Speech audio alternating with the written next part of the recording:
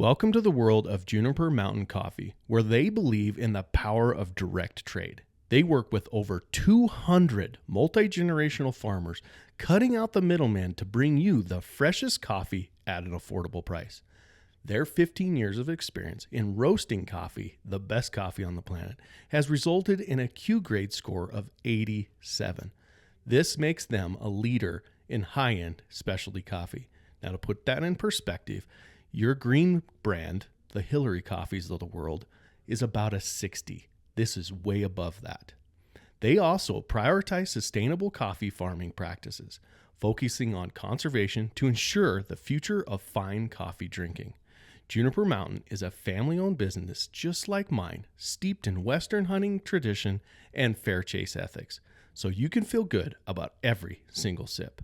Try Juniper Mountain coffee just like we drink here at Eastmans. So 2019, having a great season. Dislocate my elbow bad. So this is after you. So you guys won the Super Bowl in 17? In 15. 15. Yeah. So this. So you've got your second. So it's your second contract. So I'm on my second contract, coming to the end of it, and I'm primed for like a nice payday. And in between those 4 years, I was married, and I had to have neck surgery. Same problem. It was I had gotten face masked real bad, and it tore all the ligaments in my neck, and then I had to get there was like a nerve that was getting blocked by the bones. They had to open that up. Ooh. Right at C6, C7, and then that fixed me up, and I was good. I had no more problems. But then I was having a really good season, 2019. Just had our baby girl was just born, so she was brand new, and it was just like I had a lot of motivation to that was like, man, I was just kicking butt.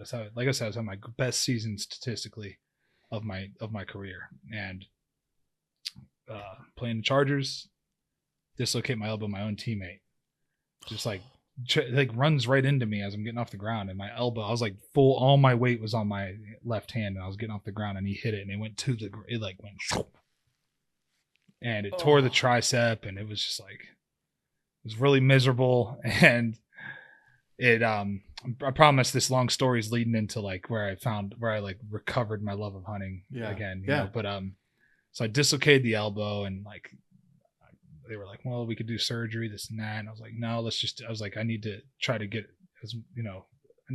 on a team here, right? Because the Broncos like made it clear they weren't bringing me back. You know, they're like, you got hurt, dude. Sorry. You know, like you're of the age. You're at the end of the contract. Yeah, you're 29. You know, gonna be 30 years old. That's just the way it goes. Like when you're a defensive lineman in the league at 30, they treat you like you're just like a dinosaur. You know, and I was like, all right. So I did stem cells in the elbow and all the rehab, and then COVID hits. So you can't go see the doctors from the teams, so they can't bring you in and look at you. So they're only really signing guys that they know are 100% healthy. And I'm like, I wasn't getting any calls. And I was like, this is terrible. Like, this sucks. Then my wife was like, she's like, quit whining, this and that. She's like, why don't you just take a video of you working out and post it? And I'm like, that's not going to work. No. And I'm like, all right, fine, I will. So like that next workout I did, I had like 160-pound dumbbells, just like pressing it, like incline pressing it for nothing, like no problem, you know. The very next day, the Houston Texans called, and then the day after that, the Ravens called, and the Ravens were like playing really good football. So I was like, that's where I'm going. So I went and had to go to Baltimore, and that sucked because I had to go out there without my family. And but I rented the place I was renting was on 70 acres, and like the first time I pulled up, there was deer everywhere, and I was like, oh, and I would hunt every now and then, you know what I mean? So I had a bow, and so it's not like you quit when you went to college. You'd hunt every now and then. Yeah, like if I had a end of the season, end of the season, if we got bumped from the playoffs, you know, I'd go to Ohio for a couple days, and 2-3 days, and shoot the first buck that walked by or whatever, you know. Right. Or go do some pig hunting down in Florida or Texas or something, something quick. But it was like very rare that I got to do it, because I want to, like, when I hunt, I like to like really get after it. You know, you see how I hunt, like, we It's drove intense. through I get after it. I'm not here to play. Like, I'm here to have fun and get after it. And to me, that's fun. So I didn't get to do it a lot. And then go to Baltimore and there's deer everywhere. And I'm like, whoa. So I'm like, what are the laws here? Like with the hunting, you could kill 3 bucks. What? I was like, and you can kill how many does? Unlimited does. Oh my god. It's like, it's crazy. And then the lady that I was renting from, she's like, yeah, I'll get you a depredation tag and you could just kill as many does as you want. We have a big soybean field. So I literally all I have to do is walk out of the house like 50 yards to a tree stand, and I'm sitting on the edge of a soybean field, and there's like 70, 80 does coming out in that field at night. Oh my gosh. Like, I mean, so right before dark, just get out there and, so like the first, like right when the season starts, like early September, and it was the kind of a busy time because, they were trying to figure out the whole COVID thing, but we were still going to practice every day. And there wasn't a ton of time to hunt, but like Tuesdays were my day off. Fridays we got off early, and then Saturdays, if it was a home game, we'd get maybe a couple hours before I had to be at the facility, but like, you're not going to want to shoot a deer and then have to deal with it, So I was getting to hunt Tuesdays and Friday evenings, right. Which is cool, because and then sometimes if we got out like super early on a Wednesday or Thursday, I'd, go and jump in the stand. But I ended up shooting a buck like October, like beginning of October. Shot a buck, like a nice little basket 8-point. And I was like so jacked up. So I hadn't shot like archery. Yeah. Shot with my bow. Yeah. Hadn't shot a deer in a while. I'd shot one in Ohio like the year before that. And then I shot like a high fence deer. It was like way before that, a couple years before that, but that just didn't do it for me. And I shot one with a crossbow in Ohio because I just had a couple days and I was like stopping in there to do something anyways. And my buddy tossed me in a stand, and I bought a tag and tossed me in a stand and in a blind, and I shot one with a crossbow, first day. And so this is like, I got to actually hunt, and I was like, oh, this is awesome. I miss this. Like, I really miss being out here. Like, this is like super peaceful, just watching deer, I wasn't just shooting every deer I walked by, but first nice buck I saw, got schwacked, I was like, I'm sending it back to your roots. And it was like, man, this is awesome. And you got to understand, like my wife and kids my newborn daughter is still, they're back in Denver. So they're like trying to come see me every now and then with COVID going on. And then she did the best she could, but it's like flying with a toddler or with an infant and a toddler is like, flying back then period was a pain. Oh, especially it was miserable for her. Like I was miserable for her. And it's a 4-hour flight, it's a long flight. So that was really tough. So like I found like that was like how I'd like kept it all together, and then I played I was only on a 1-year deal with them, and I played really good football and led the league in run stops again, for like it was like 9 out of 10 years, 8 out of 9 years at that point I'd been the number one run stopper in the league. So I did it again, and then they signed me to like a longer term deal. So came back that next season, and I have a stepdaughter. Well, my stepdaughter was going to school in Cheyenne, where her dad and grandma live. So like Abby my wife was like, you know what? All right, we'll just, we'll have her fly out to us when she's every other weekend. And yeah, we'll just do it that way, just during the season. Then we'll come back. Is she teenager then? No, she has to been. No, my oldest daughter she was just about to start high school. Okay. So she was going to be a freshman. Well, we bought a house in Baltimore, and so I wasn't on that farm anymore, but I still had like access to hunt all kinds of cool stuff. So I wasn't really that worried. I was just 10 minutes down the road. Mm-hmm. It wasn't like something I couldn't just drive to in the morning. And right. It's not like Western hunting where I'm hunting backyards pretty much. Right. So I was like, oh, it's fine. We bought this house, and like a couple days before I'm leaving, she says, I want to come stay with you guys full time. So like, what am I going to say? What am I going to say? No. Yeah, no, that's, you know what I mean? And she really wanted to go to this high school. It's called Cherry Creek High School. It's a really good high school. It's like a college prep school. It's not private, but it's public, but they have a lot of college prep courses. And she really wanted it. That's what she really wanted. And I was like, all right, fine. And that sucked, you know, but because that's in Denver, right? That's not in Baltimore. Yeah. That's it was in Denver. So like, and now it's another season of not seeing, you know, and that COVID year sucked because like we had a Super Bowl team and guys were not able to play because they had the sniffles and this and that, and like they wouldn't let them play. So like we ended up going to the playoffs and went to the second round of the playoffs, the divisional round, and lost to the Bills in Buffalo, you know, barely lost to them. And it was like, oh yeah. But then it was like, all right, we're coming back next year and it's on. Come back 2020. Like I said, my family couldn't come out there again. And this is 2021.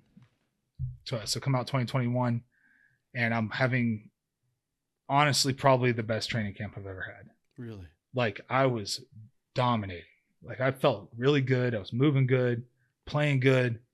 Like everything was coming together. And we're doing a joint practice in Carolina against the Panthers. And I tear my labrum off the bone on my hip. And I'm like, I was like, no. So I tried to do everything I could to like patch it up and get back on the field. And I couldn't do it. I was close to getting back out there. And then their strength coach said like, he just was not the best strength coach. You know, he just had like his philosophies, and the strength coach is usually like my best friend, you know, like I love to train. So the fact that I didn't like him, that says something about him. You know, I didn't like anything about the way he trained. It was all for like aesthetics pretty much. You know, it wasn't functional, and tore the other labrum off the bone. During training? Yeah. To getting back onto the field, tore the other one off the bone. And I was like, this is terrible. And, I mean, I was like dragging my leg around and I was on IR and they wouldn't let me leave and go back home. So all I did was hunt. And the year before that, when we were like during the crazy COVID stuff that was happening, we were playing on Wednesdays and shit like that. We didn't go in that. We go in there and practice and then leave and then do our meetings. Our meetings would be all virtual. So I would that's when I started hunting from a tree saddle, because I'd get in the tree saddle and I could like open my bino harness and put my phone right here and be in a meeting with my headphones on, and I'm hunting at the same time. I shot a lot of does in those meetings, a bunch of does in those meetings. And the coaches didn't care. I'm like a vet. They know I know what I'm doing, you know. Yeah. So they thought it was hilarious. It was. So then that next year comes, and I made friends with a guy named Steve, awesome guy. And he was like, look, man, let's target a big buck and try to get him down. You know, like let's try to target a big one. And we did target him, and we got on him, and I was in the tree saddle and he was like right below me, and I shoot him and good blood and everything. And then it starts raining and we lose the blood in the rain. Ooh. And I lost him and couldn't find that deer. Oh, I've been there. Until 3 months later. Found the deadhead. And he was like a mile and a half down the road. So I don't know where I shot him, but like he was actually on the farm that I lived on the first time. When you were renting. When I was renting, that's where we found him dead, because we were going in there to set up on another deer that we had seen in there. And I was like, dude, this is that buck. He's like, that is that buck. Because he had a split brow. He was like 146 inch deer. Wow. So that's like the biggest buck that I've killed to date. But I don't feel like I don't feel like I killed him, because it was like I found him so late, you know. Yeah. So it's not like that same when you walk up on it. It's not the same. So that's where and then I started saying, you know what, man, like after that happened, I said, dude, let's start filming these so we can see where we actually hit them. And that's when I decided, like, I'm gonna start filming my hunts. And I ended up, like I said, tearing my labrum, and I hunted like crazy. I mean, I hunted non-stop while I was out there on because I'd go and I'd hunt in the morning. Well, first I'd go do my COVID test, and then I'd go hunt. So I'd do my COVID test like 5 a.m, and then go. This place I was hunting was like right by our facility.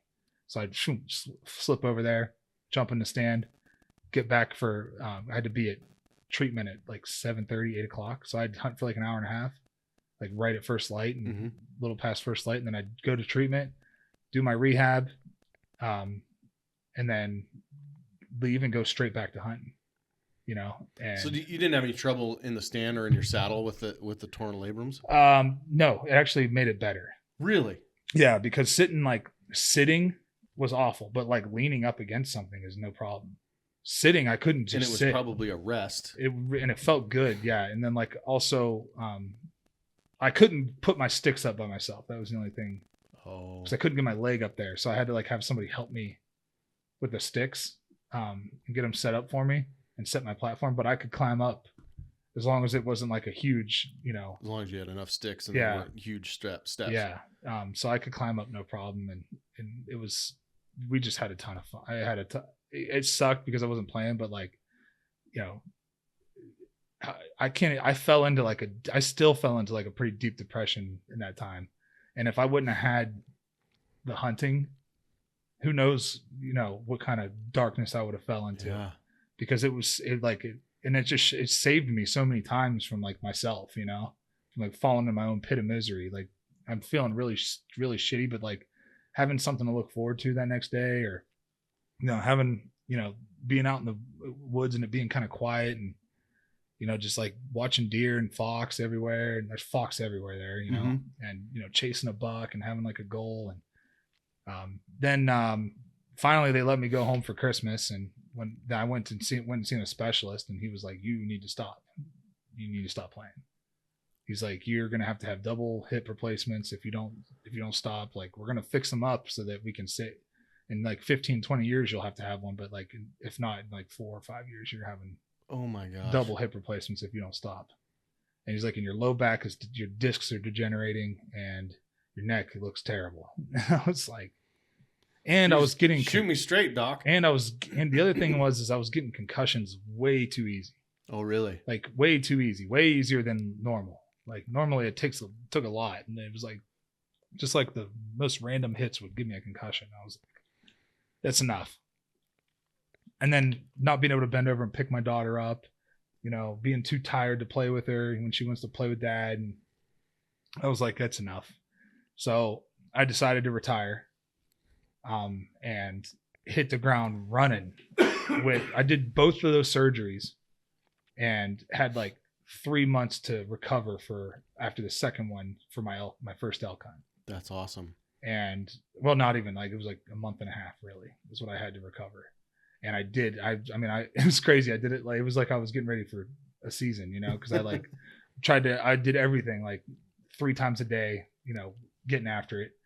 And then that Christmas, my wife bought me a Unit 34 elk tag down in New Mexico. Oh yeah. That was my Christmas present. That's awesome. And I was like, I didn't really understand how great that was until I understood after I did my first elk hunt that year. Because the first week I actually got screwed over by an outfitter in New Mexico on a mule deer. I drew my mule deer tag down there. Okay. And the outfitter tried to extort me the week of getting ready to go down there. Tried to extort me for an extra like $5,000. Really? And I was like, no, I'm not paying you any more money, dude. Like I already paid you $4,500 for the down payment. Like what is going on here? And he's like, I need another $5,000. And then that's on top of like the guide fee. And I was like, no. Yeah. He's like, well, if you want to film this and that, like you're going to have to do it. And I was like, no. So I ended up saying, you know what? I'm buying an over-the-counter elk tag, and we're going to cut our teeth. Like, let's do it. Let's see what happens. And I went out there and cut my teeth. All right. We went up to Unit 18 up there in Kremling in that area. And man, it was tough. We didn't see anything. And then we went over to like Unit 28 for a day. And I thought I was going to have to hit the SOS button back there, because you got to understand, I got these hip surgeries that I just had. So like I'm in shape, but I'm not in like elk shape, like I'm not in like hike through the mountain shape. That's a different shape. Like, and we get stuck in this blowdown for like 1.5 miles, and I didn't touch the ground for 1.5 miles. Oh, like I was like Ninja Warrior style with yeah. my bow and a big pack on, and I overpacked, of course, because I'm just like, oh, I'll carry it, it's fine, and then I'm going as light as I can, Yep. but cut the handle off the toothbrush. Exactly. But it was like, it was tough hunting, man. And then, so I go down to Unit 34, and it is awesome. Like, it is the coolest. Like, when I tell you, growing up hunting and watching elk hunts on, these Primos elk hunts, and all these other guys that all those elk hunts you see, you just like, it seems so far out of touch, you know, like it was not something I was never going to get to do. So to be in those elk and hearing them bugle, and like, I just always dreamed about that. To be in there, it was like, oh man, this is incredible. Yeah. And then all of the like, there's a learning curve there because you just don't know how to react when that happens. Everything I had done before that was tree stand hunting, you know. Back to what we were talking about earlier with instincts. You have to grow instincts, and elk hunting is different than any other hunting, and deer hunting is different than any other hunting, and you got to grow those instincts. And the only way to do that is experience. Sometimes you can cut corners, and that's use a guide, but still, you still have to have the experience. Exactly. And it was like I just didn't understand. Like when to draw, when it was like I had to figure it out on the fly, right? But by the 5th day, the day before that, we got rained out real bad, and we were chasing herd bulls, right? And they just satellites would come in there and screw it up, you know. So it's like, dang. And then on the 5th day, we put all our soggy stuff on, and we're like, man, this is the last day. We got to make it happen today. We went out there and got a bull to play, and he was a big 5x, and he came in there screaming and acting grown, and you know, big mature 5x, and he came in there at 42 yards, and I smoked him, and it was all on film, and he ran like 180 yards and laid down and died. And like when I went up and put my hands on him, like I started crying. Yeah, I was like, Levi was with me. He was like, "You all right, bud?" And I'm like, "Yeah, dude, this is like surreal to me. Like, I can't believe that I'd actually made it happen, you know?" And I try to tell people, I'm like, "Look, I've sacked Tom Brady in the AFC Championship game at home in front of 80,000 and heard the whole crowd howl. And that picture's that made it the front page of New York Times. Like that picture was awesome. I'm standing over him howling, you know, like that feeling." This feeling was like better than that. Really? It was even more, I felt even more accomplished. Like I had the goal was so like, seemed so unattainable at one point that like, I finally did it. You know, I can't sit here and be like, oh, it was, you know, it was better than lifting a Super Bowl. No, it wasn't better than that, but it was like, it was right there with that, in that emotion. Like it felt the same as those kind of feelings. And it just was like, I was hooked. I was like, I am hooked on this. Like, I love it. And it was like that same feeling I had when I was a kid, when I shot that first little spike buck, you know, like you saw how excited I was today. I'm jacked up. It doesn't matter if it gets me going, gets my juices going and gets my heart pumping. Like that's all that matters, you know, like, you can pull out the tape and measure your deer and do this and do that. Like whatever, who cares? It was so genuine today. It's just amazing to me. It was fun to watch for me because, you know, this is my world. This is what we do. And it was fun to watch somebody like yourself that has accomplished so much in your life that, you know, the average guy sits around on a Sunday and a Monday night and watches you guys do what you do. And it's unattainable for them, but they're living vicariously through you. And then to watch you have that very similar reaction, that genuine reaction when that big buck hit the dirt and it all came together.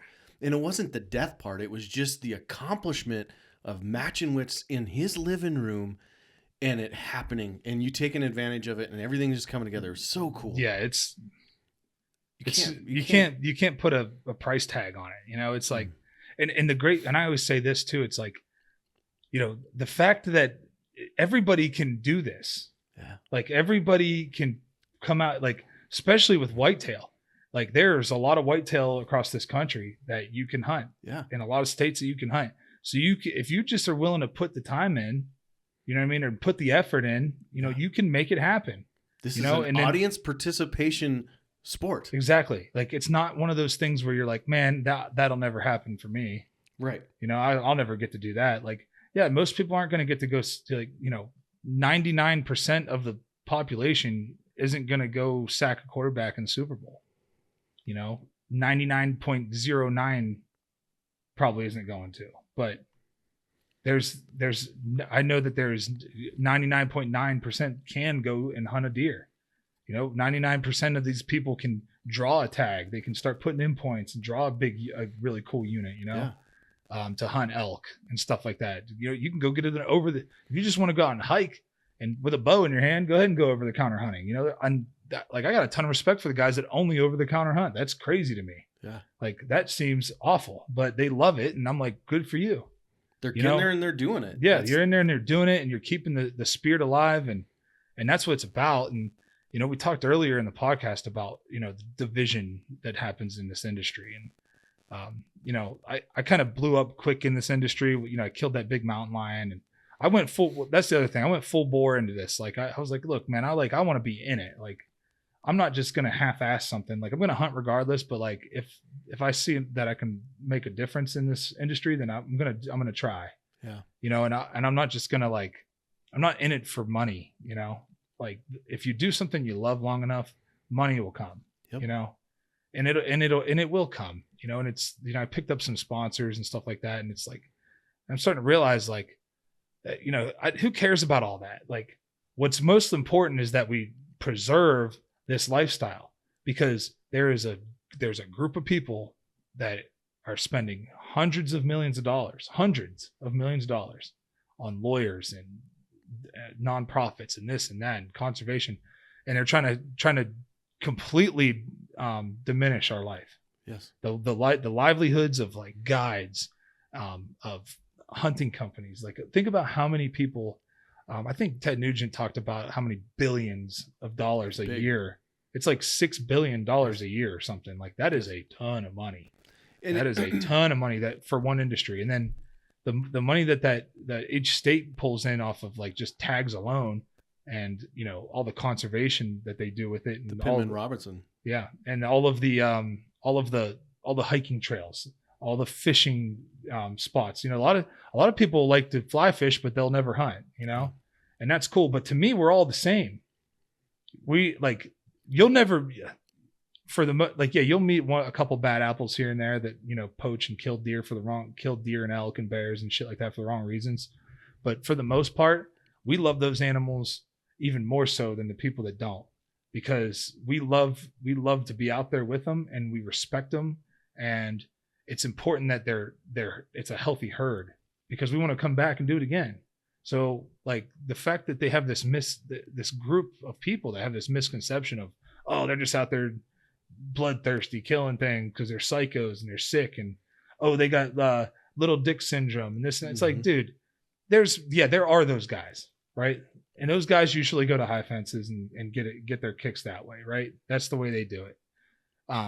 But for the most part, especially a Western hunter, like even whitetail hunting is like the mental, like you want to talk about being mentally like just killed. Yes. Like it will mentally crush you, because it's like, no matter what you do, this deer, like they'll walk through there and just be like, oh, I'm going to go this way this time. It's like, wow, he went this way 5 days in a row. Why is he going?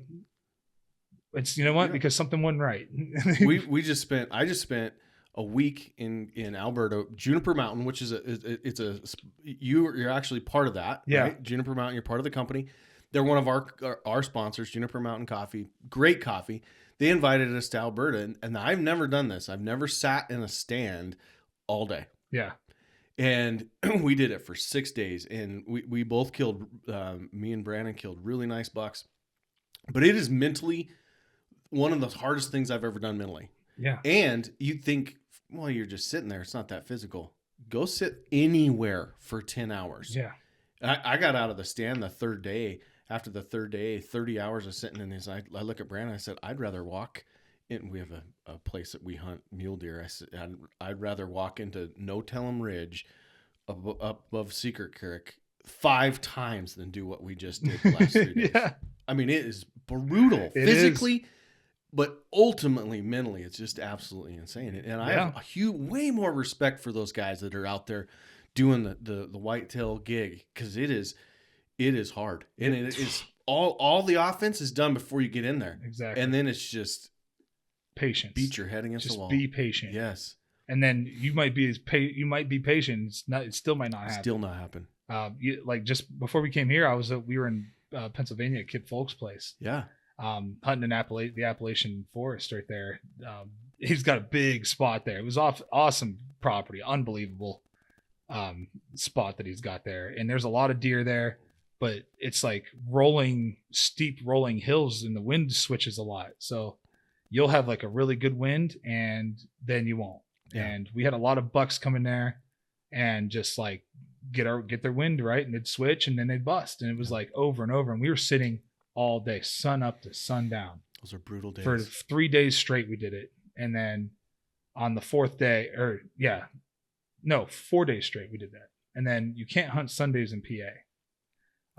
So I was like, you know what, I got 2 good days left to hunt. So I got a ride to the airport and to the Pittsburgh airport, and my buddy came over and picked me up. I bought an Ohio deer tag. And remember I was telling you about that deer that I went in there with a crossbow and shot? Yeah. On the first day we sat. It was like in the middle of the day too. He was like, no, he's like, you don't hunt deer at, 1:30. Like, he's like, what are you doing? What are you doing? It was like noon or something. I was like, oh no, I just wanted to be in the woods, And so this time that evening, he picks us up, takes us back to the house. I take my tree saddle. I use one of those trophy line tree saddles, so like I can fly with it and go wherever I need to go. And those things are crazy. They're awesome. You were showing that to me last night.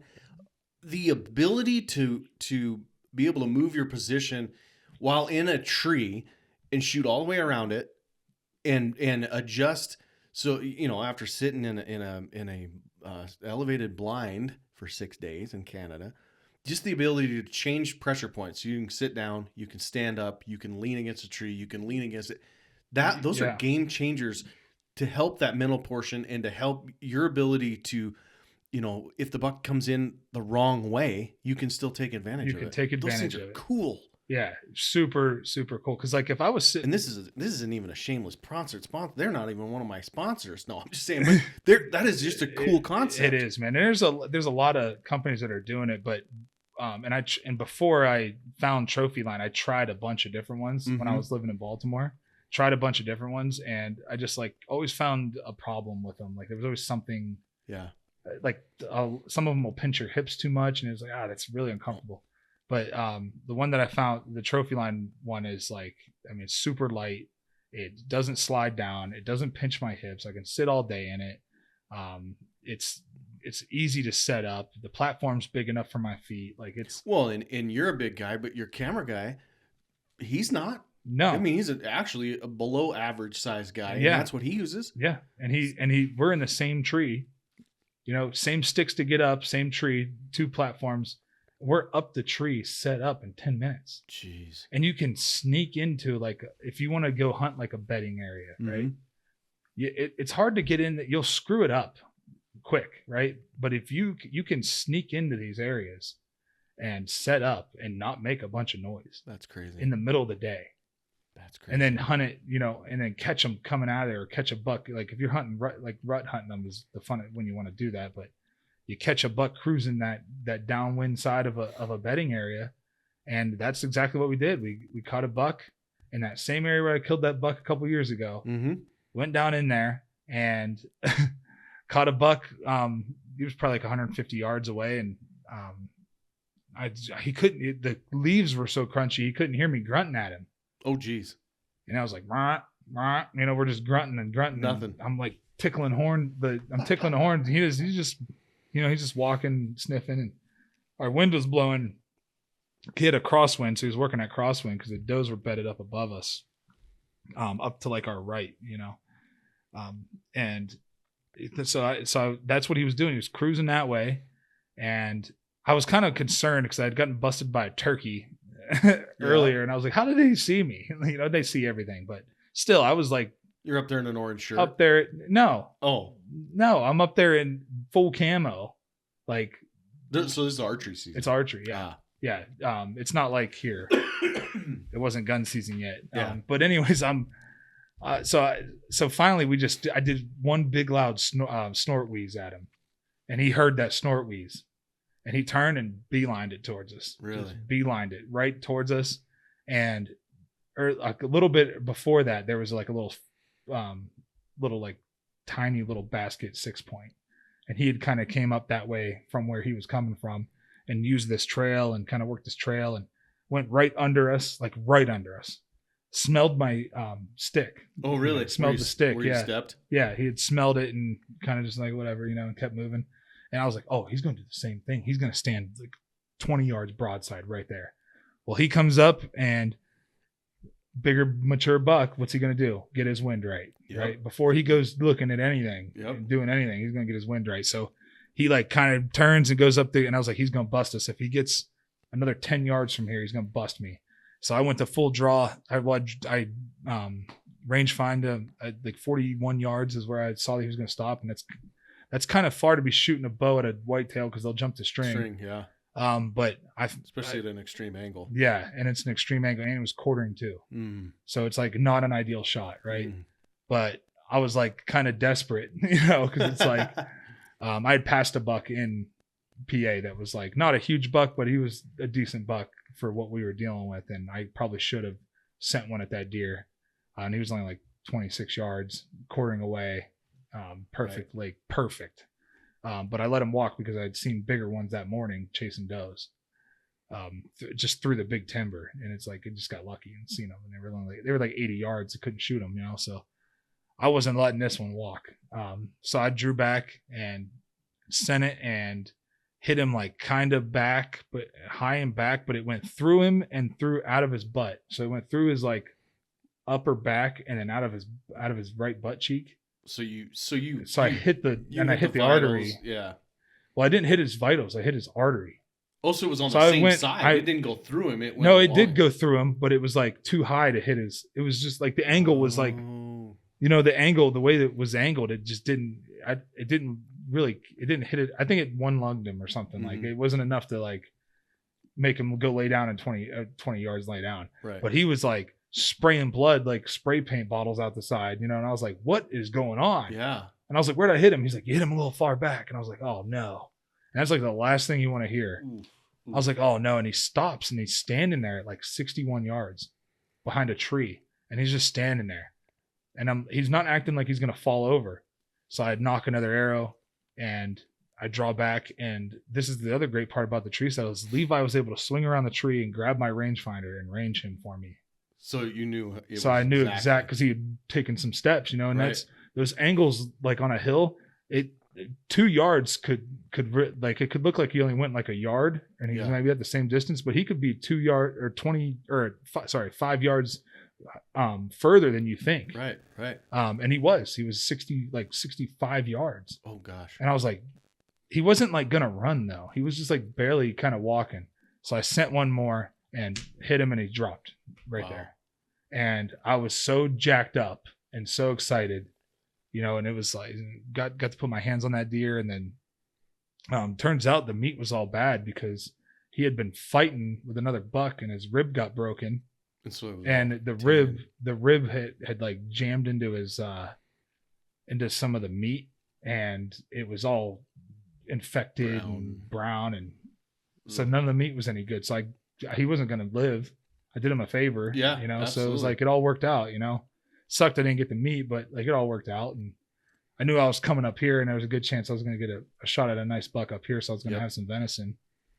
So I mean, it's been a pretty good, it started out rough though. Cause this fall, after last fall, going to New Mexico, getting my first bull, going home to Denver and doing my, so we drove up from New Mexico, did my retirement party. And then right after the retirement party, we went up to the Wagon Hound with Dax McCartney. Awesome guy. He actually graduated high school with my sister-in-law. Oh, really? And that's how I got introduced to him, was through her. So he was actually at my retirement party. He's like, I'll see you tomorrow, bud. Well, that's cool. So we went up there and I killed a big double drop, like not a huge one, but a nice double drop time muley spot and stock with my bow. That's awesome. Really awesome hunt. And then I still had a voucher for Southern Colorado and like Sawash with Clay Hill. Okay. And they got some private down there, and it's really cool hunting. You're hunting like these big willows and like these big open spaces, and like putting the sneak on them is really fun. Cottonwoods and stuff. It's just really cool. It's like this. Yeah. It's a lot like this, but mountains on both sides. And there was this big management buck that they just had been trying to get out of there for a long time. Like the year before they couldn't get him, and then that year this one of his guys was trying to kill him. Like I don't know, he did like 7 hunts in a row and just couldn't get closer than 80 yards. And he wasn't. I don't know if he was like, I just couldn't get a good shot at him. Like he just didn't, you know. So we go down and put the sneak. We watch him all morning, and finally he gets up and he's just laying out in the middle of a field, surrounded by does and other bucks. He's like a 7, 8, or no, he was like 9 years old. Oh wow! So he was old deer. Wow. They started when he was 7 is when they started trying to get him. Yeah. But he was like, he's just causing ruckus. He's not rutting anymore, but he's running little bucks off. Running little bucks off. And he's got these huge forks, so he'll like kill other deer, you know, like on not even meaning to, just like big sharp forks. We called him Forkosaurus, and he weighed like 350 pounds. Oh my gosh. And this is all in 10 days, right? Jeez. So in 10 days, we killed an elk, go kill a mule deer, retirement party mule deer, and then go down to southern Colorado. And I was like, I go to full draw in the creek bottom and climb up out of the creek bottom at full draw. And he's getting ready. He's only like 15 yards from these willows. And if he goes in there, you might not see him for a couple days. I was like, how far is he? He's like 78. Ooh. And I'm like, it's windy. Ooh. It is not ideal. And he goes, Meh. Clay stops him. And I was like, oh, I guess I'm sending it. I just put that pin on him, like right below, like, so I put it right below where I would really want to hit him because I'm expecting him to drop. Like I'm expecting, like, you know how they do, like, like a long shot. They load their muscles. Yeah, they're doing. Like, and then the arrow, I see the arrow just like arcing through the air, and I'm like, just standing there staring, and it just like bam, pinwheels and hits him right through both of his shoulders, goes through both of them, and it's sticking out. He's trying to run away, and it's sticking out of both of his shoulders. Both ends. I see the fletching and I see the other side sticking out, and he piles up in like 20 yards and lays there. And all the other bucks in the area come over and they're like sniffing at him and poking him. And I was just like, I can't believe that just happened. Like, I cannot believe that just happened. And when I got my hands on him, I could barely get you see how big my hands are. I could barely get my hands around the base of his horns, man. He was just like such a cool buck. I'm still eating on that buck. He had so much venison. Wow. Still eating on that buck. The tacos that I made, or the breakfast burritos that my wife made me for the drive up here were that buck. And that was, last September. That's awesome. Not this past a year, 22. More than a year, and I'm still eating on him. I ate that elk faster, honestly, but he just had so much he ate so well because he was eating all that ag, just eating good. Yeah, man, it was like, so I had a really good fall. So this fall I just had started out tough. I started it off with an antelope hunt down there in Sawash with Clay on public land, and it was like just getting our butts kicked. I missed one at 102 yards. My arrow just died like the last minute. I don't understand what happened, but it just died at the last minute and went right under him. And I didn't have another opportunity that whole 4 days of just getting after it. And then went to Unit 16A, skunked. Went up to the Crazies with Matt Singer, skunked. And I was like, this kind of sucks. And then I was supposed to do an Eastern Plains whitetail or mule deer hunt, and that fell through. So I was like, dang. I was like, but then when you guys hit me up, I was like, hell yeah, let's do it, So I ended up going, like I said, I went to PA, got skunked in PA, got to Ohio, got a buck down. So things turned around, man. Yep. And that's where like, if you just keep after it, keep trying. It's a game of persistence. Yeah. You just keep after it, man. Your luck will turn. Yep.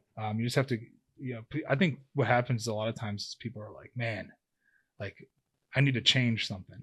It's probably not the case. Yeah. Like you probably don't need to change anything. You probably just need to keep trying, and it's like, keep doing it over and over and over again. And eventually it'll work, and that's why most of us are insane, because, it's just out there trying the same shit over and over again. Then like you fail. That's the other thing about hunting that I love is you fail way more than you succeed. Like way more, I mean, look at today, right? We went over, we tried to rattle up that 110 point, right? he was in there running around, but it was like Didn't care about rattling. Didn't care about. He didn't care about any of that. Like, it didn't work. Yeah. So we could have easily been like, you know what? Let's just go back to the lodge and hang out until we go hunt tonight. But what did we do? We waited for the wind to get right and tried a different spot. Yep. And now we got like one of the coolest, like honestly, one of the coolest hunts I've ever been on. Like, that was so much fun. That was cool. And that buck he's a big, heavy, old, mature, really unique buck. And he came in perfectly. And you guys you took advantage of the opportunity. You took advantage of the situation, and it worked awesome. So one of the things that I do on my podcast is I ask, before I sit down on the podcast, I ask the audience, hey, do you have any questions for each one of the guests? And I have a bunch of questions for you. We narrowed them down. Do you want to answer them? Yeah. And we'll do a couple shout outs? Yeah. Let's do it. So, this is one of the things that we started it just trying to get the audience involved, because it's the questions I have that doesn't necessarily mean those are the questions that people want to know about you, because there's going to be different walks of life, and I looked at the questions before we sat down. I was like, oh my gosh, these I would have never thought about asking that. I gotta open this up here.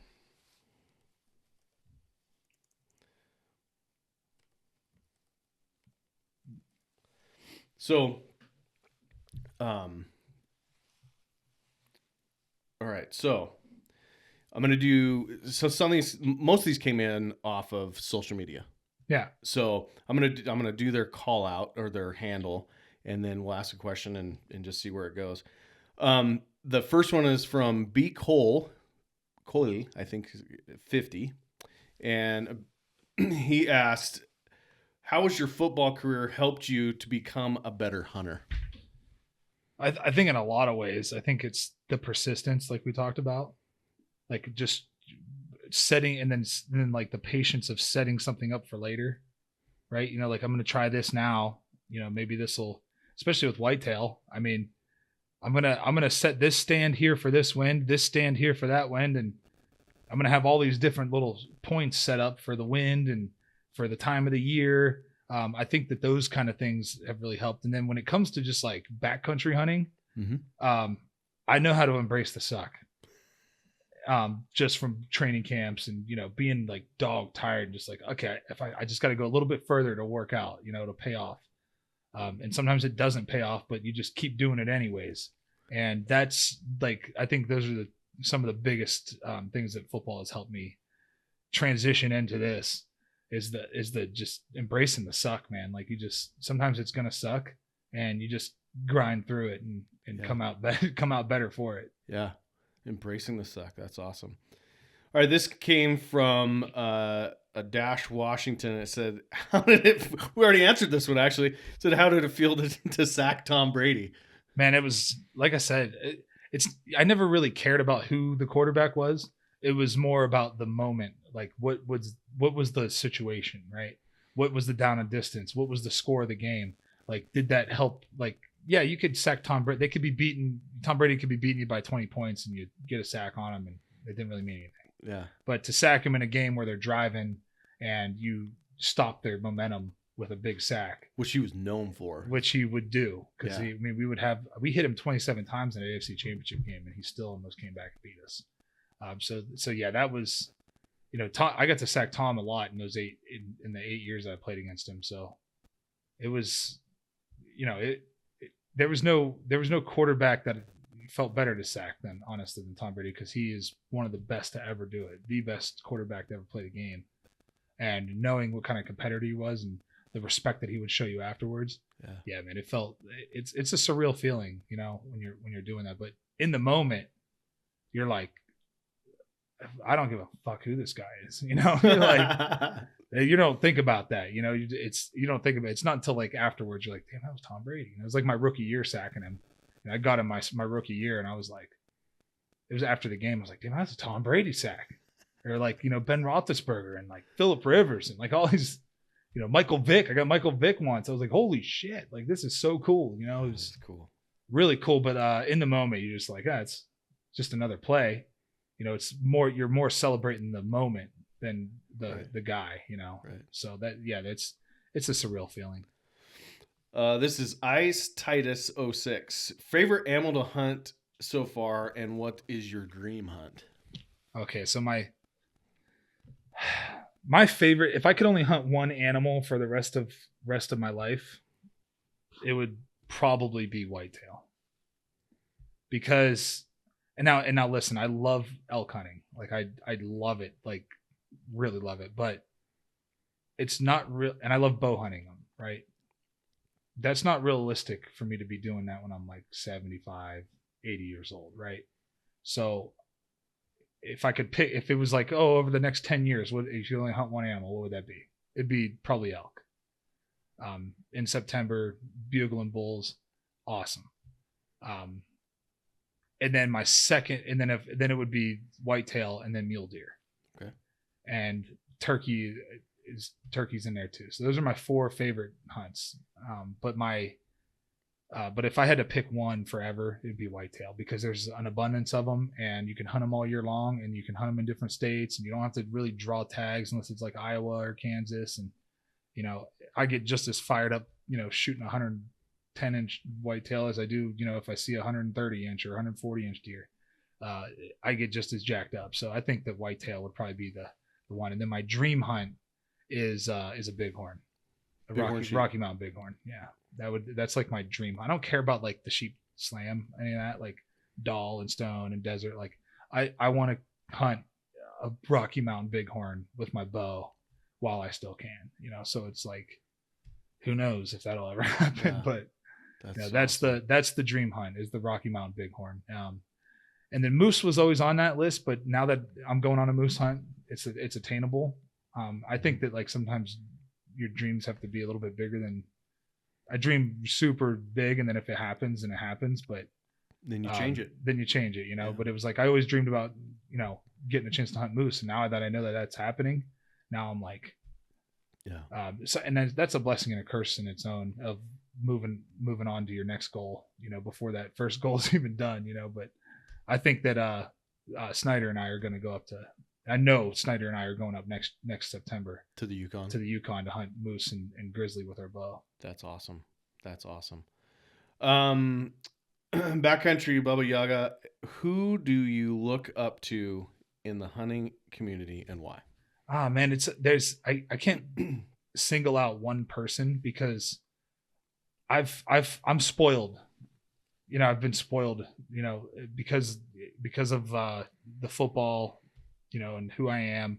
It's opened up a lot of doors for me that, most people don't get those doors open for them. So I'm super blessed and grateful for that. So, there are so many guys that have like been, that I learned from. And that's what we talked about last night, right?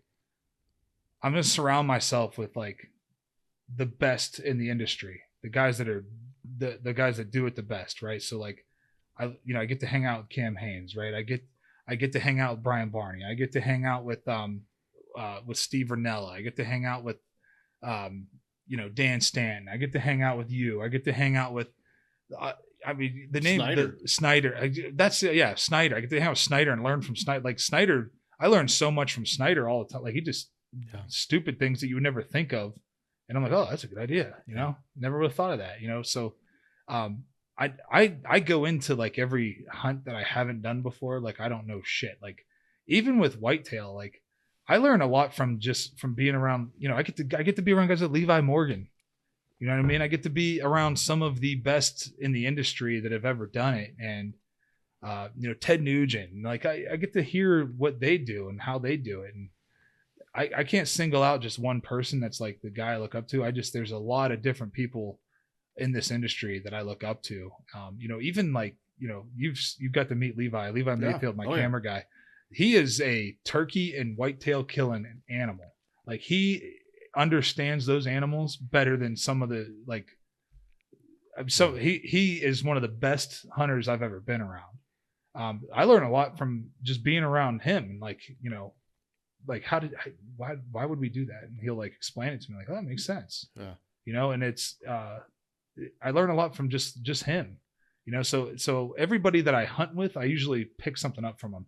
Matt Singer, I learned a lot about elk being around Matt Singer, you know, like he understands those animals and he's been hunting his whole life. So, Right. I learned a lot from him. It's, you know, the list goes on, with things that I've learned from people over the years. And I don't know, I'm probably missing names of people that have taught me things, but, you know, there's not just one person that, you know, I like, oh, I want to be like him. You know, I want to be myself, but I also love to learn from guys. Like I love being around Ranella because like the conservation side of things and like the history, I love history. So like, I love learning the history behind a lot of stuff. And like, that's where he teaches me things there, you know, and, you know, being around Cam Hanes and like hearing his story and how he used to like work all week, bust out of there Friday, and he would go sleep up in the backcountry and hunt Friday night, Saturday, and then Sunday morning, and then come back and be ready for work again on Monday. Yeah. I'm like, man, like he earned it, you know, like he earned it, like really earned it. So like, I just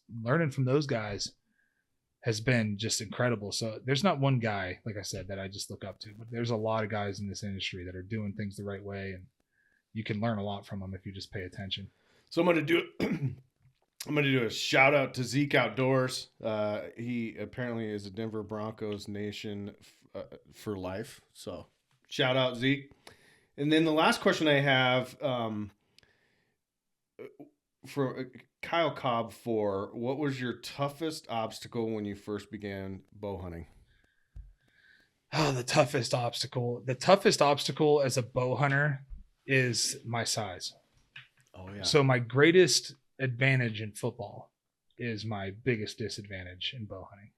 That's right. Because go look around at like who these guys are that are really, really like next level. They're not very big. Mm-mm. They're all Brian Barney. They're all Brian Barney and Cam Hanes, smaller guys that have an engine that goes and goes and goes. Now you got to understand when you're my size, I don't care what kind of shape I'm in. I'm always in good shape. I'm always in like phenomenal shape, I think. But to go out there and hike the way that you got to hike, yeah, you got to carry I got to carry 2-3 times more water than everybody else. It was funny being with Matt Singer. I was like, dude, you don't eat anything. Like, how are you functioning? Like, I have to eat breakfast. I got to eat food. And as soon as I wake up, I got to put something in my belly, like some oatmeal, a banana, put those 2 things in there. I'm good for a couple hours. But, you know, go do a 4-mile hike at, you know, 8,000 feet, you know, 9,000 feet, you get up to 10, and it's kind of, you know, and you're not just like strolling through the woods. You're carrying your pack, you're carrying your bow. You're not walking on a trail. Yeah. You know, so it's like, you know, you're getting after it. And next thing you know, I need a peak. So I eat a peak meal. And then that gets me back for like another 2-3 hours of hiking. And then I get hungry again and I got to eat again. I got to eat another peak. Yeah. And then I got to drink more water. I got to drink at least a gallon of water almost while I'm out there. Like I got to carry a ton of water. And then I get to camp at night, get back to base camp and eat again. And that is the hard part. Yeah. Is my size. Because if I don't fuel the engine, then I'm just dragging ass out there. I'm not going to be able to, when the time comes for me to like have to make a move, I'm not going to have the energy to do it. I'm going to be all lightheaded and like weak and not feeling right. So, and I'm still not getting enough calories doing that. I'm still not pounding enough calories because just at rest, I'm burning. Like if I sit around all day and don't do anything, I'll burn 3,000 calories. You're kidding me. No, just because of the way I train. So like if I go out and hike all day, what do you think I'm burning? Like 6, 7, 8, like maybe 10,000 calories I'm burning at altitude. You can eat that much. Exactly. So like you're already not getting enough calories. So it's like, you know, I got enough calories to live and survive, but it's like, I'm trying to thrive out here, you know? So yeah. I would say that's probably my biggest disadvantage would be my size. So as my audience knows, I always ask 3 questions and these are questions that you and I have talked a little bit about. We've skirted this one, but I don't think it's ever been answered directly on this podcast. So why, Derek, do you hunt? Why do I hunt? First and foremost, I love to eat the meat that I killed. Something that I killed and put work in, and not just killed, something that I like earned, you know. I earned that meal, you know. So when you cook that up, like even a year later, I'm like, there's something, you know, it makes you feel good. That's like the first part. The second part is because it is like it's a challenge, right? There's a challenge to it, and it's like you have a goal to reach, and there's like a common goal amongst the guys in camp, right? Which leads me to my third reason. Third reason why I hunt is because of the camaraderie. And I love being in a hunt camp with a bunch of guys, even like a small group. It doesn't have to be a big group, but just being with a group of guys that are like-minded and having fun, busting each other's balls, giving each other a hard time. That's like the locker room feel that I get at a hunt camp. Those are the three biggest reasons that I hunt. You know, there's a huge mental health side to this for me. It really is great for my mental health. You know, sometimes, so, you know, I was really struggling with my mental health was like really teeter-totter, and I was struggling going into this last elk hunt, and I really needed like the getaway. And to me, you know, it's like, you shouldn't go elk hunting if you're depressed, you know, because you're probably not going to kill anything. And it's like, it's not about that. It's not about killing something. It's about getting out there and getting after it, you know. And there's something about that. Like, there's something about like waking up in the morning and feeling like, you know, you got beat with a bat and your legs are tired and your back hurts and your neck hurts and you're sleeping on a cot, and apparently you're hungry. You know, you're like, man, you know, you just went to bed late because you didn't get back to camp till late. So you're like getting 4 or 5 hours of sleep, waking up, go do it again, you know. And then like something about that is like freeing, you know. It's like I'm reaching in and tapping into like that code, right? You know, that DNA code, and something primal about it. And I love that. So yeah, that's awesome. My reasons for hunting, man. There's a lot of reasons why you would want to hunt, but like for me, it's all about like the camaraderie and feeding myself and my family, my friends, sharing that meat with people, you know, sharing some jerky with somebody like that never tried it or had it before, or, you know, giving it to your friends and people that don't hunt. Like, you're like, man, is it like that changes their mindset about the whole thing, right? And then maybe when that bill does come across where they're trying to get rid of mountain lion hunting, and they understand, you can explain that to them, why it's important to manage those populations is just as any other population. Being able to educate people on that stuff, like that's probably, you know, right up there too with one of my favorite parts. That's awesome. So we've kind of talked about this a little bit too, but never directly answered it. If you had the opportunity to give a TED Talk, which for the audience, a TED Talk is like an under 10-minute talk about something that you are passionate about, or something that you're an authority about, and you know it's quick, elevator type conversation. What would you do your TED Talk on? Overcoming the fear of failure. That's a great. It's what I would do. That's what I would. I think that is the number one. It's like crippling anxiety that people get because they're terrified to fail. They're terrified of rejection. They're terrified of the word no, or, you know, for me, it's being able to, like, if I can get up and talk to people about that and change their, maybe one person like is like, you know what, that makes sense. Like, that changes my whole mindset on this. Don't be afraid to fail. You're gonna fail. If it's like, it's silly to think that you're going to go through life and never fail. If you never take a chance and never take any kind of risk, like, yeah, the risk has to be calculated, but still, like, you know, look at anybody that's done anything great. There was always risk involved. Like, there's always like high stakes, high risk. And it's like, you know, hopefully this works out, you know, but, you know, focusing on what you can control in those moments is, like, to me, the best way to get through that fear of failure. Because there's no price tag higher than the price of regret. The price tag of regret is higher than any, like, you can never, you can never go back. You know what I'm saying? That price tag is so high that if you don't put your full effort and try as hard as you possibly can and chase that one dream, you'll forever regret that. And then that price tag is it's going to loom over your head. That it's like a tax. Like that tax is going to be hanging over your head, and you got this debt that you can never get out of because you can't go back. Yeah. So you have to chase the dream, whatever that dream is. Don't wait. You know what I mean? Don't wait. Go do it. It's never too late. You know, it's really never too late to go chase a dream. Yeah. Whatever that dream is, you know, obviously like there's some things that are like, okay, be realistic here. But you know, when it comes to like realistic dreams, chase it. You know, don't be afraid to fail, because you might fail 100 times, but that 101st time, you know, and I think that most people quit, right? Today was a perfect example of this. Right whenever you're about to break through, right when they're about to break through, because they've almost got there, and they just like keep getting knocked off. They keep getting knocked off. Something goes wrong. A lot of things out of their control, and it just doesn't go right. And they fail, and it doesn't work, and they're just like, you know what? Forget it. I gotta quit. And they don't even realize they were this close. Yeah. Like today, one step closer. Like today, we could have the wind was acting super silly back there. It was acting super goofy. It was like swirling, and it would go this way. It was blowing in our face, and it was blowing sideways. It was all over the place.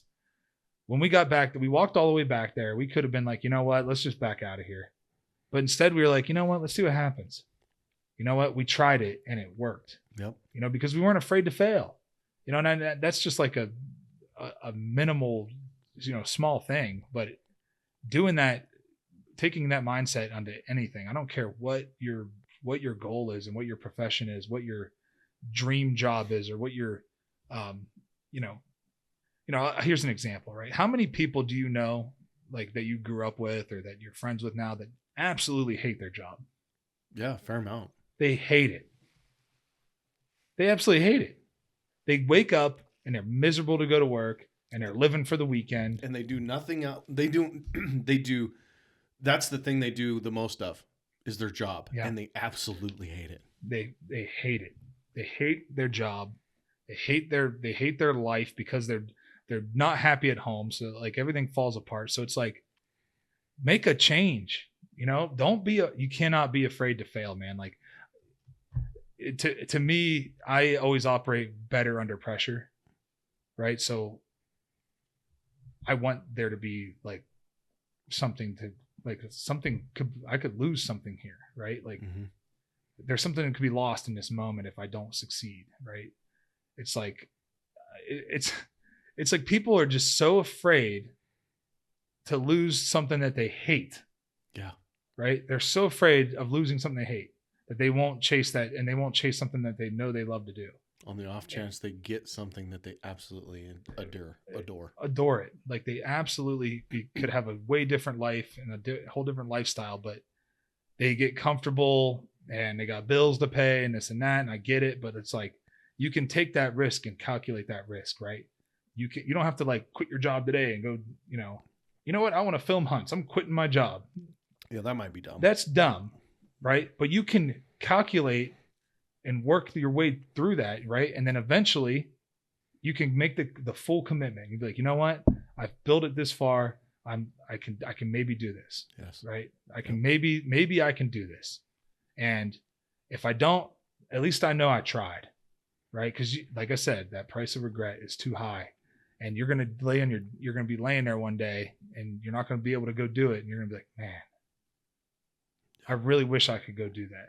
Yep. You know, and that's why I think 99% of people fail, because they never try.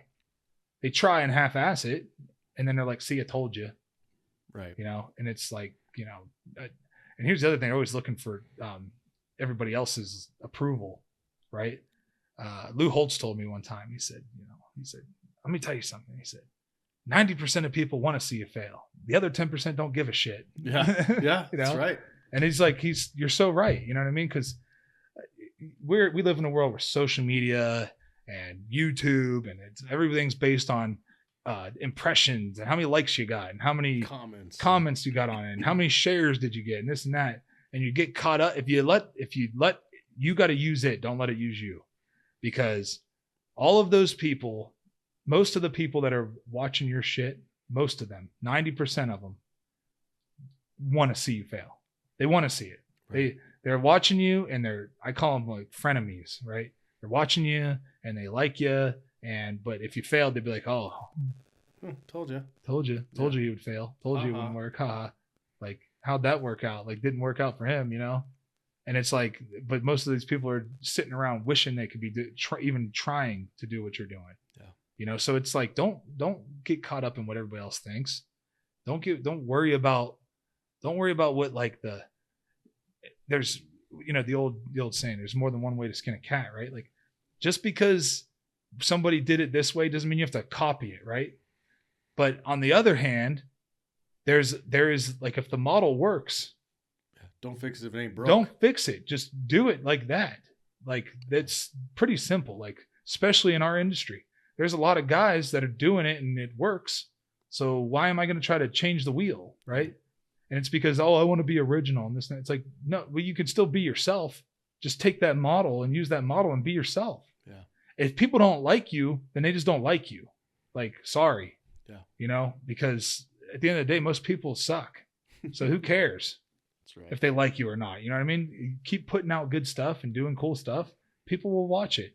So that leads me to another question. Where, you know, what's next? What's the, obviously, you know, Wolfe Untamed, you got a podcast, right? Yeah. You can get that anywhere. Yeah. Spotify, Apple, and Google and all that stuff. And then, I'm pretty sure that, we're going to be moving to another platform. I can't talk about it right now, but it should be pretty big. Awesome. What we're doing, making a move, to another platform here. That, you know, it's going to be really cool. So stay tuned to that. But the Wolfe Untamed podcast is like, it's just me and whoever I think is going to be cool to have come on, you know, like whoever's like available, you know, have them come on and then we just talk and I learn about them and they teach me about what they're doing. And, it's a lot of fun. You know, it's, you know, everyone from, you know, Donnie Dust. I don't know if you know who Donnie is. I don't. But Donnie's like he's a survivalist, like outdoorsman. He does everything like primal, you know, everything is primal. Builds his own bows. Cool. Builds his own arrowheads, like does everything. He's an awesome guy. Just had him on. Dale Brisby, you know, rodeo guy. Mm-hmm. Bo Nickel, who's a UFC fighter. He's a 3-time Division I national championship wrestler, 3-time state high school wrestler. I've had wounded vets on there. Justin Lasik, who's a double amputee, a special forces guy, just a badass guy. You know, really awesome mindset. Manuel Sanders was a teammate of mine. You know, he's never hunted a day in his life. You know, so it's not just a hunting podcast. We'll talk about hunting and stuff on there, but we talk about literally everything. You know, I had Mike Glover on. Yeah. Awesome guy. Like Mike. We got some pretty cool guys coming up too. And I had Scott Parker on. I don't know if you grew up watching the Avs, but Scott Parker was like a legendary enforcer. Awesome guy. You know, just an ass kicker. He loves the outdoors too. You know, it's big for him. And like I said, it's not just an outdoor podcast. It's like it's a lifestyle podcast. Very Joe Rogan-esque type of thing. And that's where it's the same thing. Like, I'm taking something that like Joe does and I did his podcast with him. And I was like, dude, this is awesome. Like, I love the way you do this, you know? Then I was on Cam's podcast and I loved the way Cam does it. Cause you do the run. It's like an event. It's like, you're not just showing up and talking. It's like an event. Right. And it's tough and it's fun. So like, if I got it, like when Bo came, I was like, you want to do a workout? And he's like, yeah. I was like, cool, we'll film it. You know, I'm not going to do that on every one of them, right? But you know, if we can film us, you know, going and getting after it together and working out, let's do it. But I got some really cool guests coming up too. You know, I got Brian Shaw, world's strongest man. We've been doing some grappling together. I'm helping him get ready for a fight. So he's going to come and record one, and he's got a really cool story. You know, literally the strongest man on the planet. Wow. And then you got Bear Hanlon, who you know Bear. He's an awesome guy with Born Primitive. Aaron Snyder's going to come jump on when he's driving back through. Bert Sorn is going to come. Yeah, Bert's an awesome guy. He's going to come jump on. Adam Schur, who is Braun Strowman from the WWE. That's his name. Big giant guy. Yeah. He's huge. He's awesome guy. Outdoorsman, loves hunting. Those are all kind of January guys that are going to come on. I guess a couple more. So you guys are filming stuff too, right? Yeah. So YouTube? Yeah. So we'll film the actual podcast, and then some of them we'll go do some cool stuff. Like Donnie, we did our podcast, but now in January, he's going to come up to my place in Fairplay. It's at 10,500 feet in January. And we're going to go out and just try to live we're just going to live out there for like a couple days. Cool. And he's going to show me what that looks like. Yeah. And I know it's going to suck, but that's okay. It's going to be fun. I'm Embrace with somebody the that, suck, right? I'm with somebody that knows literally everything about this. Yeah. So it's something I can learn something. I kind of feel vulnerable not knowing how to do that, Yeah. So it's like, I kind of want to learn how to do that. Things go sideways. Now what? Yeah. I want to know, like, there's something, I want to learn how to do that. I think it's important, so yeah, I got a really cool group of guys that'll come on. That's the hard part about podcasting is just, I like to do it in person. Yeah. So like these are way better in person. They're just way better in person. So that's why I'm glad we got to do it this me in too. person. Add a hunt to it, which is always way better. And after a successful one. Yes. So that, absolutely. It was just perfect. Yeah. And then the Wolfe Untamed brand is also on YouTube with my hunting content. So I put all my hunting content on there on my YouTube. Just check out my YouTube channel. It's not just hunting. Yeah. I snowboard a lot too. Oh, cool. And my wife snowboards, and my daughter skis, and my oldest daughter snowboards, and my father-in-law skis. We'll go heli skiing. Oh wow. Put that on YouTube. We do all kinds of cool stuff. So yeah, it's just like, the hunting content is like the main focus of my YouTube because that's what it's for.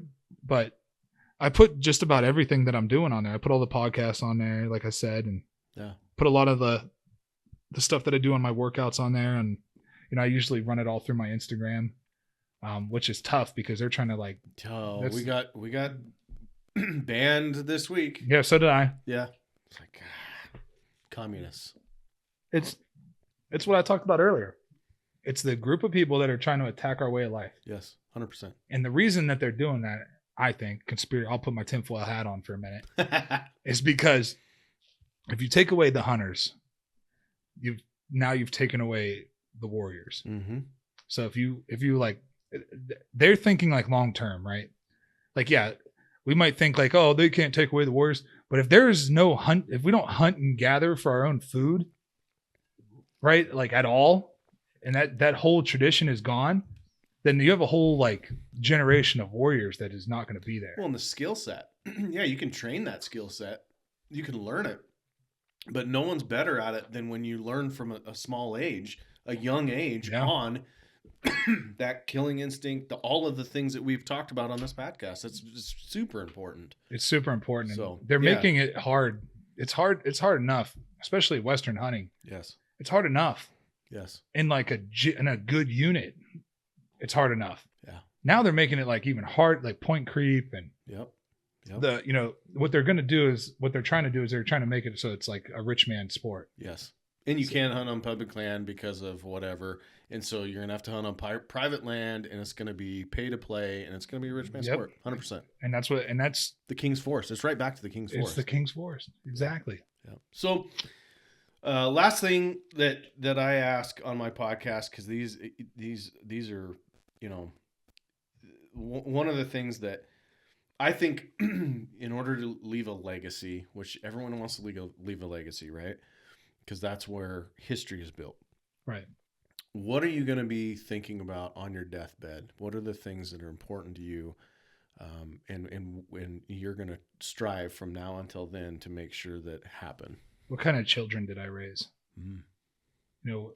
Your children are your legacy. That's 100% accurate. So like, I built a football field for my high school. I'm building them like a big indoor facility and stuff. And that's cool. But you can do all that, and then your kids are just like a mess and a wreck and left behind. What kind of kids did I raise? How are they as adults? That's where, are they happy? And that's like, to me, that's the biggest goal, is to make sure my kids are happy and successful in whatever it is that they chased. you know, and that they had opportunity and they had, you know, everything that they could ever want. They, you know, that's the most important part. That's the most important thing to me, is make sure that my kids are good people. Yeah. You know, I want my kids to be good people. So my mom said this perfectly one time. She said, I had kids in order to have grandkids, because grandkids is actually where your legacy lives, because they're the ones that are going to tell stories about you. Right. Your kids will tell stories, but usually they're funny.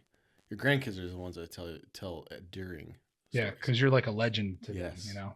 Yeah. And you know, I don't have grandparents or parents to like look up to, so I like, you know, I want to have grandkids one day and then be like, man, Grandpa Wolfe was a badass, you know, like, or he was awesome. He did this, he did that. Like, you know, look at all the stuff he accomplished. And then hopefully I'm passing that I know I will. I'll pass that generational wealth down to them, you know, and they, you know, I pass that work ethic down to them, you know, through my kids, through them, and then so on and so forth. Now you've started a whole new trajectory for your bloodline, you know. Yeah. So that's to me, your children and your grandchildren and their children. That's the legacy, you know. That's what you're leaving behind. Not your name on a wall, not a big buck on the wall, not your name in Pope and Young or in, you know, any of these, whatever. What's the other one? Sorry, Boone and Crockett. Yeah, Boone and Crockett. Not how many sheep slams did you have? How many turkey slams did you get? Like, nobody gives a shit about that. In 100 years, no one's going to care. No one's going to care. But your great grandkids will be able to tell stories about you. Exactly. Hopefully there's a story to tell. Exactly. Hopefully you're not, I mean, there's a lot of people that are like kind of just wasting space. They're just existing. Yep. You know, they're not trying to do anything great. They're not trying to impact. You don't have to be like a hero, but you could be a hero to one person. Yep. And that is your kids. Yep. And then if you're a hero to your kids, you'll definitely be a hero to your grandkids.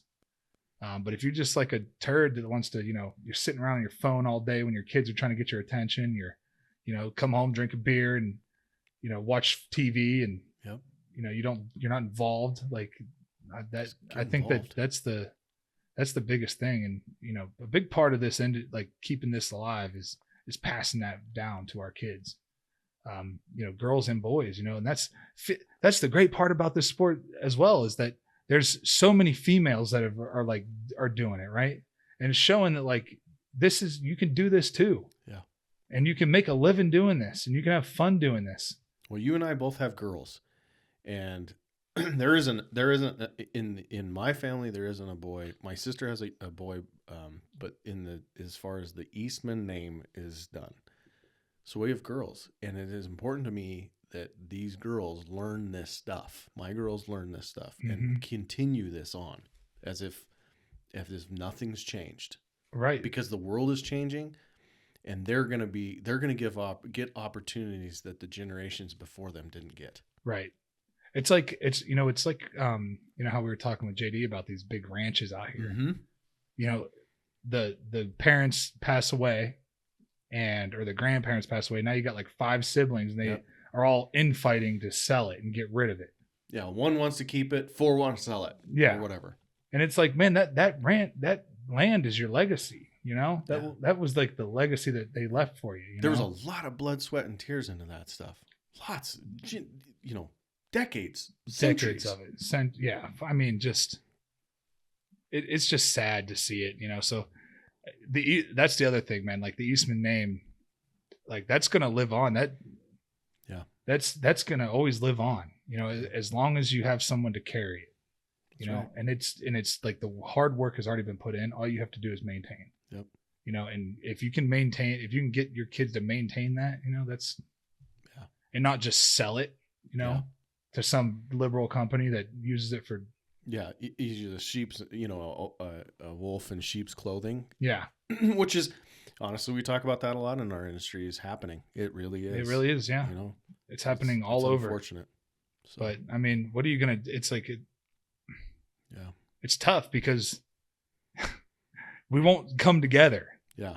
And fight for the common good. We're too busy arguing about, you hunt with a crossbow, or you hunt with a rifle, or you hunt with a traditional bow, and I hunt with a bow I built myself. And it's like, who gives a damn? We get to hunt. And that's what is That's what's it. important. And like I said, just because I don't do it doesn't mean you can't do it, as long as it's legal. Yeah, as long as it's legal, I can give a damn. Yep. That's like, I got so much shit for that mountain lion. Yeah. Oh. And it was like, I did everything legal. Everything was by the book. Like literally everything.